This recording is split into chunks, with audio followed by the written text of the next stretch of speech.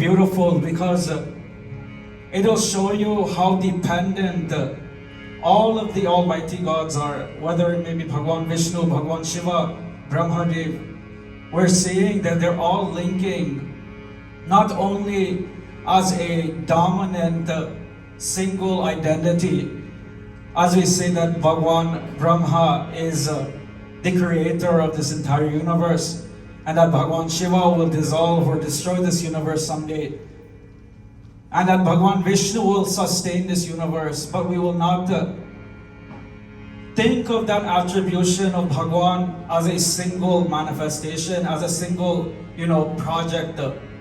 We'll think about Bhagwan depending in a codependent relationship with who? That Shakti, that Mahamaya.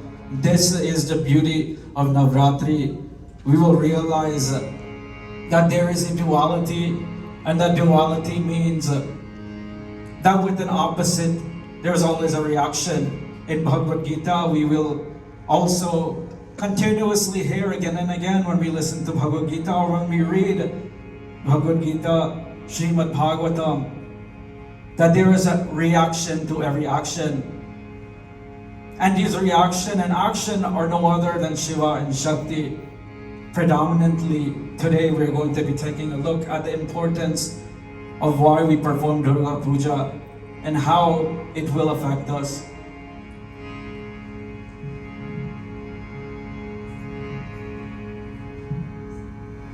Om Jayanti Mangala Kali Bhadrakali Kapalini Durga Kshama Shiva Dhatri Swaha Swatha Namostute Jaya Tvam Devi Chamunde Jaya Bhutati Harini Jaya Sarvagate Devi Kalaratri Namostute Jai Jai Ambe Bhavani Ma Jai Jai Ambe Bhavani Ma Jai Jai Ambe Bhavani Ma Jai Jai Ambe Bhavani Ma Jai Jai Ambe Bhavani Ma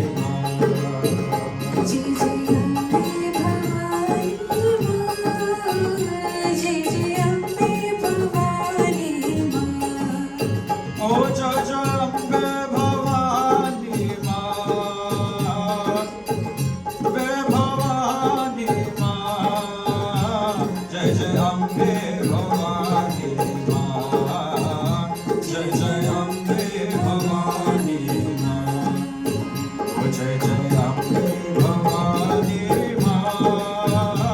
Jai Jai Ambe Bhavani Ma Jai Jai Ambe Bhavani Ma Jai Jai Ambe Bhavani Ma Jai Jai Ambe Bhavani Ma Jai Jai Ambe Bhavani Ma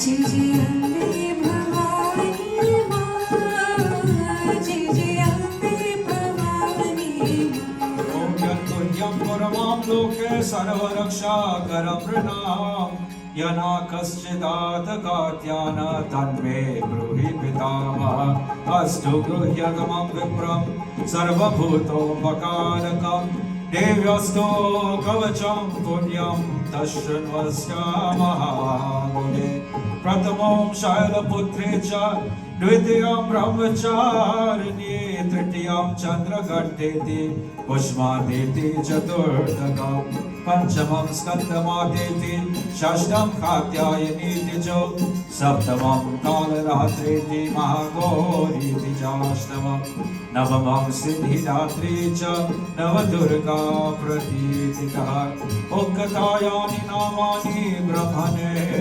Mahatmane Jai Jai Ambe Bhavani Ma Jai Jai Ambe Bhavani Ma Jai Jai Ambe Bhavani Ma Jai Jai Ambe Bhavani Ma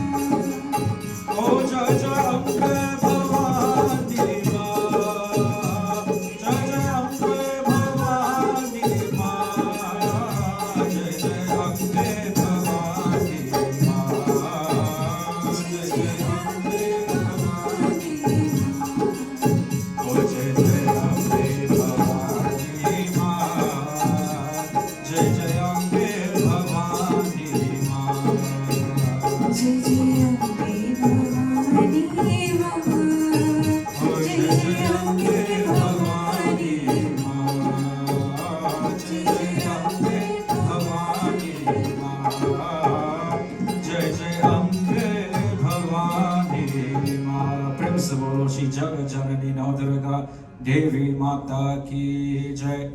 The first night I had spoken and I said that Jagat Janani, Durga Mata and Bhagwan Shiva, Bhagwan Vishnu and Brahma are all sparked from one personal, supreme personality. And that ideology, that significance will tell us that Durga Devi, if she is a part and aspect of each one of these devas that we call the Holy Trinity in Sanatana Dharma, these counterparts, we will identify them as whom? For Brahma Bhagwan, that is no other than the counterpart Maha Saraswati Mata. For Mahalakshmi goes to Bhagwan Vishnu, and for Bhagwan Shiva is Parvati Mata, Gauri Mata.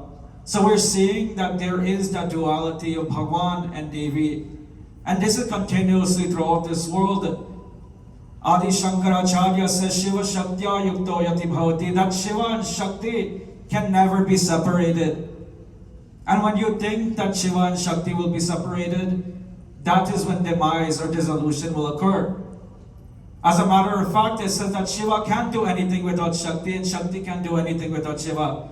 And I'm saying Shiva and Shakti not with those co-dominant deities that we see there, Bhagwan Shiva, but I'm saying it in the form that Bhagwan is that physical aspect, Bhagwan Shiva, Bhagwan Vishnu, masculinity, physical, and Jagajanani, Durga Mata, Mahasaraswati, Mahalakshmi, and Durga Devi.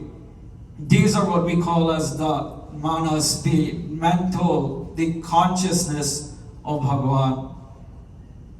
So when we take a look deeper into this understanding, we're noticing that Bhagwan Shiva, Bhagwan Vishnu, Brahmadev, their consciousness is not their own consciousness, but it is that Adi Shakti, Durga Devi.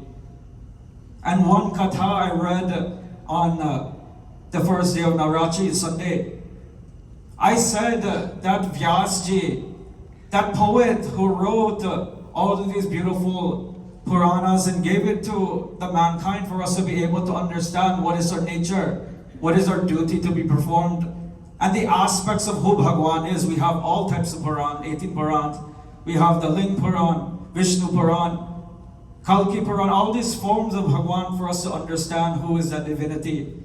And one of the most greatest Mahapuran is known as Srimad Bhagavad Mahapuran.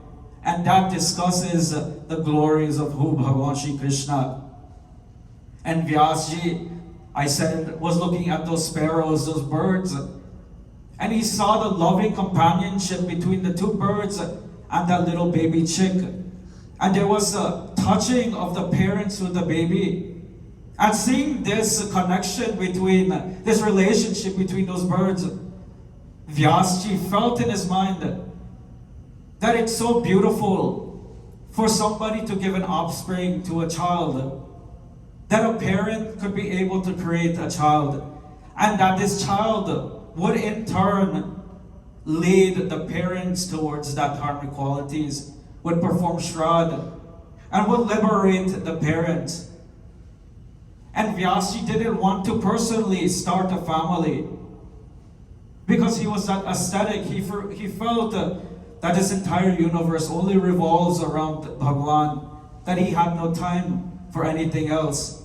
That when family would come, when a wife would come, that there would have to be some sort of, consciousness that you would have to satisfy your spouse, and that there would be a conjugal relationship. But he said, no, at this point, in my sadhana, Vyasji wanted a child, a son, that he will be able to perform all of his duties, and at the end of his life, he would be able to be transformed to a Pitri after his Shraddha was being performed. And hearing all of these cries, Narad Muni from the heavens came to Vyasji. And Vyasji uttered the same exact words to Narad Muni. And Narad Muni, being that Muni of such happiness and beatitude, wanting to help the devotees of Bhagwan, he gave Vyasji the idea to perform and pray to Jagajanini Durga Mata. And these are the beginning chapters of Srimad Devi Bhagavatam, where we wonder, where is all of this Durga Path, this Durga Puja coming from? Vyasji has illustrated. And Narad Muni says that one time he also felt dejected. Because Vyasji, wanting to have a child, he's like, who will I pray to? Will I pray to Brahma, Vishnu, Shiva, Ganeshi, Swami Kartikeya? Who will I pray to? And this was a question, a conundrum that was happening to Vyasji until he realized that Narad Muni had the same idea. And Narad Muni shares his experience. That one time Narad Muni went back to his father. And we know that the father of Narad Muni is Brahma Bhagavan. And he says to O Brahma, O Father, I see that you're sitting down in a very sublime posture forever. And your eyes are closed. Who are you meditating on? And he says, I'm just meditating on Vishnu. And since Narad Muni is such a bhakt of Bhagavan Vishnu, he goes to Bhagavan Vishnu also and he says to Bhagavan Vishnu, who are you meditating upon? You're also laying on that bed of Sheshnag. Who is your mind on? And he says, I'm on Bhagavan Shiva. Bhagavan Shiva says again, there we see that it's going in a circle of repetitive action. They're each worshipping each other, meditating upon each other. And this is very, very confusing to Narad Muni. But once we realize that, I say that Jagajanani Durga Mata is that consciousness, that intellect, that mind.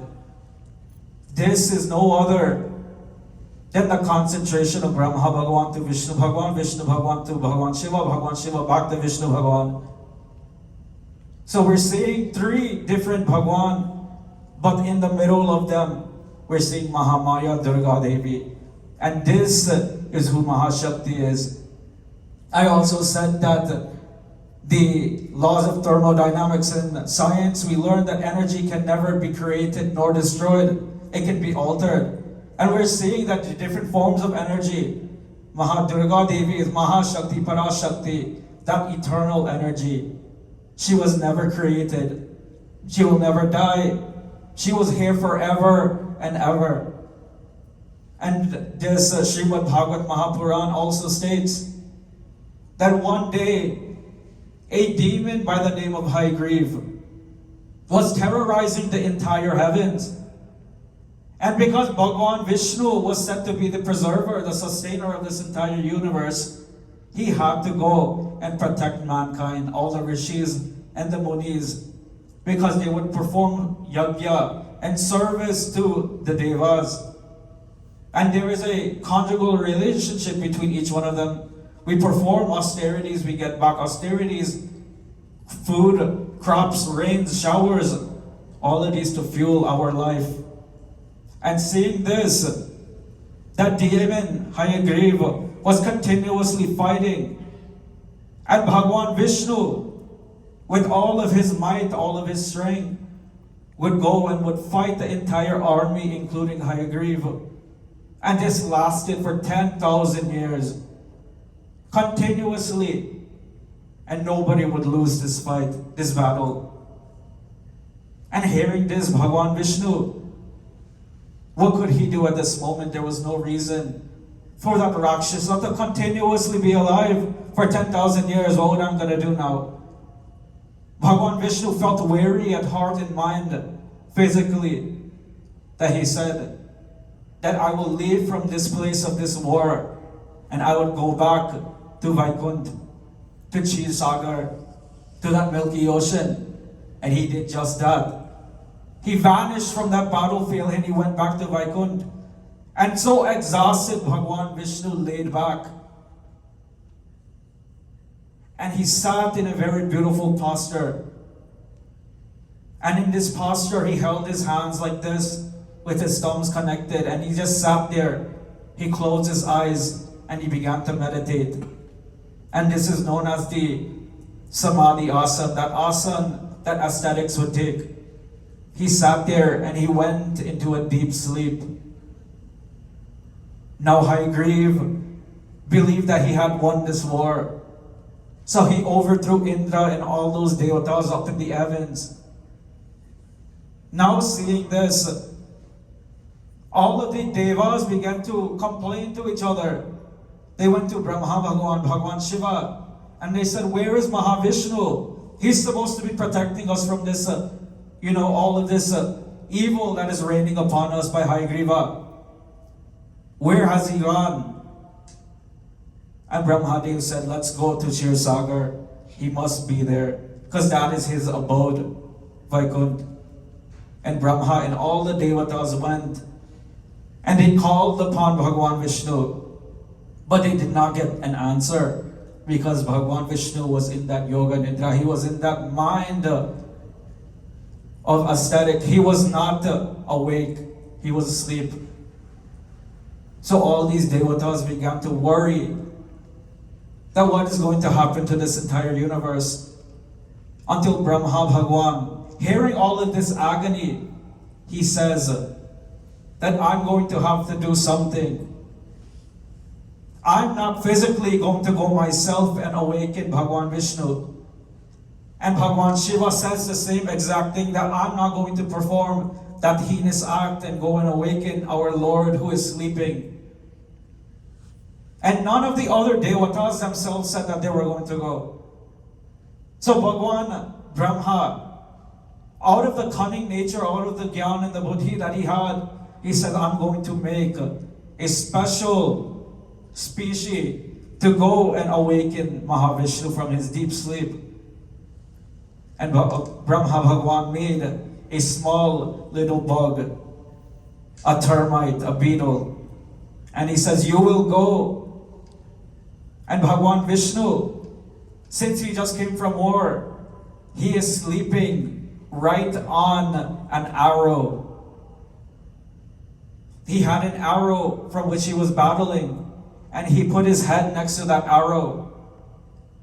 And you will go with your beak as a beetle. You would go and pluck the string on that same dhanush, that arrow. And with a loud twang, as it breaks, it will awaken Bhagwan Vishnu. And hearing this, that beetle said, you are not going to send me to go and awaken our Lord Bhagwan Vishnu. And Bhagwan Vishnu, in that deep sleep, would not be awakened until somebody would have to wake him up, but nobody's stepping up to the plate.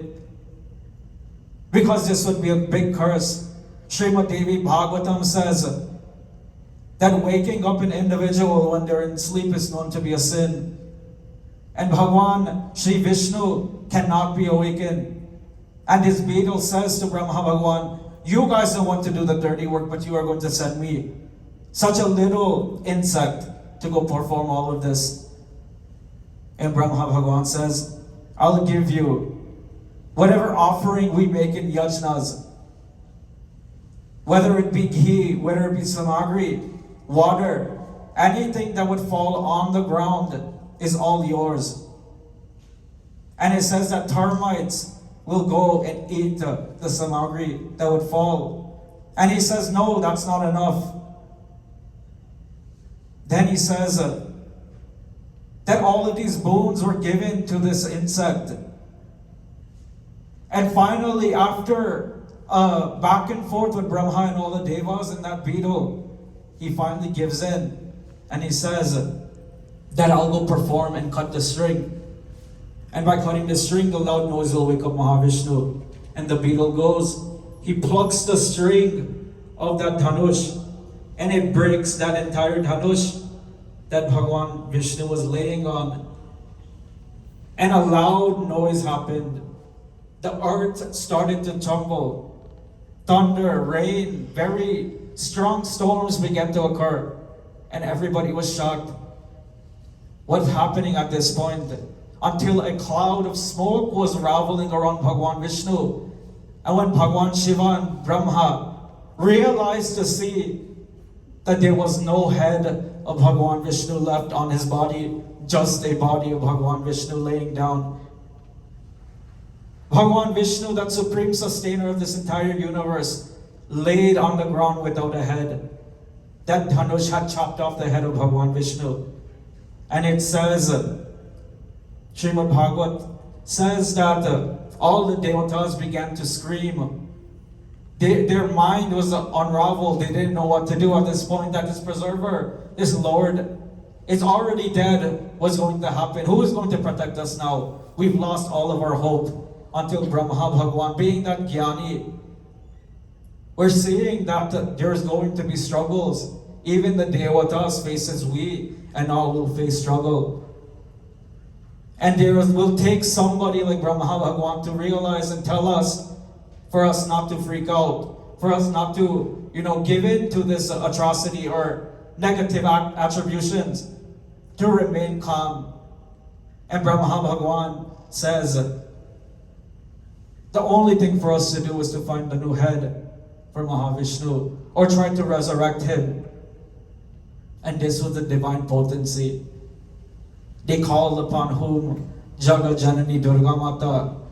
Because all of the devas couldn't have saved Bhagwan Vishnu at this point. This is all just Bhagwan's Leela to show us that Bhagwan and that Devi are codependent. You will depend on that Devi. Bhagwan Vishnu, Bhagwan Shiva, and Brahmadev are depending on that Devi to resurrect Bhagwan Vishnu. And we're seeing that Devi listens to all of those devatas because they are now calling upon her for her help. And it says in the Srimad Devi Bhagavatam that Durga Devi herself did not go to protect all of those devas and to resurrect Bhagwan Vishnu. But her voice from the heavens rained down the answer for you guys not to worry, that this entire universe will be taken care of. This is just a mere Leela, a mere act of mine. So we're seeing that Jagat Janani Durga Mata herself did not come, but she spoke. And there is a reason behind that.